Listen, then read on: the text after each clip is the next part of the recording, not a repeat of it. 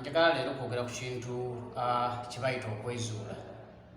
Okwezuula mu bulamu bw'ensi eno kintu kikulu nnyo.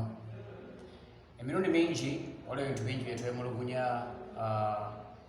eri Katonda, oba oliawo olw'ebyo by'atakoze, bye twali tumusaba, bye twali tumukkiriza okukola n'atabikola. Naye mwana wattu ebintu ebimu Katonda tabikola olw'ensonga. Twali tukulabirako.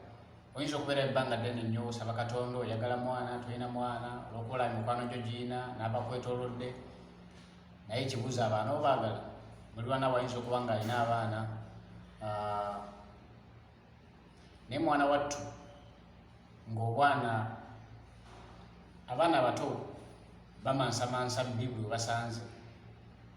Naye mwana wattu nga buli lw'osanze obwana nga bubamye okumpi n'omulyango gwo, n'obeera mukambwe nnyo, n'osiba feesi, n'oyita maama waabo gwe nnyabo, mukazi nkuyita towulira, nze mugenda kungoba wano, nkoye okulaba ddi obwana bwammwe, naye ate osaba mwana.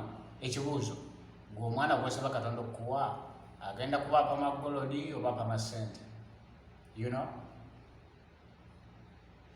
Osaba Katonda akuwa omwami, naye buli musajja akukwana, gw'ovuma, gw'ojerega, ogenda kufumbirwa malayika? Katonda agenda kusindikira malayika okuva mu ggulu ajja kukwana akuwase? So nga tonnaba kusaba Katonda kintu kyonna, sooka weezuule gwe ng'omuntu. Otherwise ebiseera ebisinga tulemesa Katonda okukola ebyo bye twagala.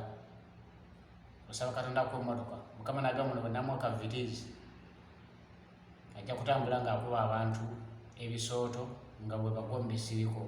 N'agamba ono kanjira mulindako, agira ggwamu amalala mu kiseera ekituufu n'amuwa kyayagala. Otherwise sooka weezuule otegere kyoyagala nga tonnaba kunenya nnyo Katonda ku lw'ebyo by'atannakuwa.